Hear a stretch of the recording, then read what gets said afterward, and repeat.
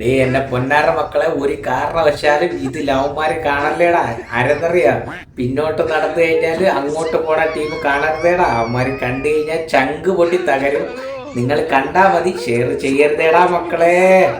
അപ്പൊ എല്ലാരും സല്യൂട്ട് അടിച്ച അവനൊക്കെ ഇനി രാഹുൽ മാങ്കൂട്ടത്തിൽ MLA ഒന്ന് സല്യൂട്ട് ചെയ്തിട്ടായിരിക്കും അകത്തേക്ക് കടത്തി വിടുക. സല്യൂട്ട് അടിക്കുന്ന ദൃശ്യങ്ങൾ ലഭ്യമായിട്ടുണ്ട്, കണ്ട.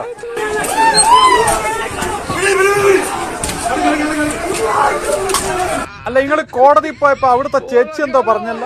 ഞാൻ കോടതിയിൽ പോയപ്പോ അവിടുത്തെ ഒരു ചേച്ചി വന്നിട്ട് പറയാം, നിങ്ങൾ പോയാലേ ഞങ്ങൾക്ക് വിഷമമൊക്കെ ഉണ്ട്, പക്ഷെ അതിനേക്കാളും മിടുക്കനായ ആളെ ഞങ്ങൾക്ക് കിട്ടിയിരിക്കുന്നത് എന്നുണ്ട്. ഓക്കെ, അപ്പൊ കാര്യത്തില് അല്ല, പിടിച്ചു കൊണ്ടുപോയവരൊക്കെ എവിടെ കാണും? ആ പിടിച്ചു കൊണ്ടുപോയവരൊക്കെ കണ്ടോൺമെന്റ് സ്റ്റേഷനിലും തിരുവനന്തപുരത്തും പരിസര പ്രദേശത്തും ഒക്കെ ഉണ്ടാവും. അല്ല, നിലമ്പൂരിലുള്ള ചേട്ടന് പാരിതോഷികം കൊടുക്കാൻ വേണ്ടി തയ്യാറാക്കുമ്പോഴേക്ക് ഈ ചേട്ടൻ ജയിലിലായില്ലേ? നിന്റെ സർവീസിനുള്ള പാരിതോഷികം തരാം, അത് തരാം കേട്ടോ.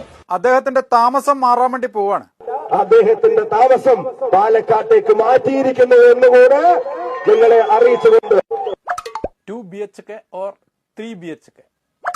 രാഹുലിന് ഇഷ്ടം 3 BHK. നിങ്ങൾക്കറിയാമോ? നിങ്ങൾക്കറിയാം, രാഹുൽ മാങ്കൂട്ടത്തിനെതിരെ ഒരു കേസും ഈ കേരളത്തിന്റെ ഒരു സ്റ്റേഷനിലും ഒരു കോടതിയിലും നിലനിൽക്കുന്നില്ല. ഒരു കേസില്ല, ഇതുവരെ 3 റേപ്പ് കേസ്. അല്ല, നിങ്ങൾ ഇന്നലെ കൽപ്പാത്തിയിൽ ഒരു വീട്ടിൽ പോയല്ലോ, എന്താ കഥ? ഞാൻ ഇന്നലെ കൽപ്പാത്തിയിൽ ഒരു വീട്ടിൽ പോയപ്പോ ഞാൻ തമാശക്ക് പറഞ്ഞു, പഴയ MLA അത്രയൊന്നും വരില്ല അല്ലേ എന്ന് വെച്ചപ്പോ ആ സ്വാമിയേട്ടൻ അവിടെ നിന്നിട്ട് പറയാം, കുട്ടി വന്ന പോലെയൊന്നും അല്ല, അതിനേക്കാളൊക്കെ ഗംഭീരമായിട്ടാണ് പുതിയ സ്ഥാനാർത്ഥി വന്നിരിക്കുന്നത്.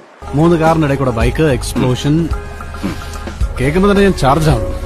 രാഹുലിനെ ഒറ്റ ശ്വാസത്തിൽ എങ്ങനെയാ വർണ്ണിക്കാൻ പറ്റുക? സമരമാണെങ്കിൽ സമരം, ജയിലാണെങ്കിൽ ജയിൽ, പോരാട്ടമാണെങ്കിൽ പോരാട്ടം, ഒളിച്ചോട്ടമാണെങ്കിൽ അത്, ഇനി അതല്ല വയനാട്ടിലെ സാധാരണക്കാരൻ സർവ്വതും നഷ്ടപ്പെട്ടു നിൽക്കുമ്പോ അവർക്ക് താങ്ങും തണലുമാവാൻ ഇന്ത്യൻ യൂത്ത് കോൺഗ്രസിന്റെ കേരളത്തിന്റെ സംസ്ഥാന കമ്മിറ്റി അവർക്ക് 30 വീടുകൾ നിർമ്മിച്ചു കൊടുക്കുന്ന ആ പ്രവർത്തനങ്ങൾക്കും നേതൃത്വം നൽകുന്ന ഒരാൾ. അപ്പൊ 300 വീടാവും. അല്ല, വീടുകൾ എന്തായി? 30 എണ്ണം നിർമ്മിച്ചു കൊടുക്കാന്നാണ് യൂത്ത് കോൺഗ്രസ് തീരുമാനിച്ചത്.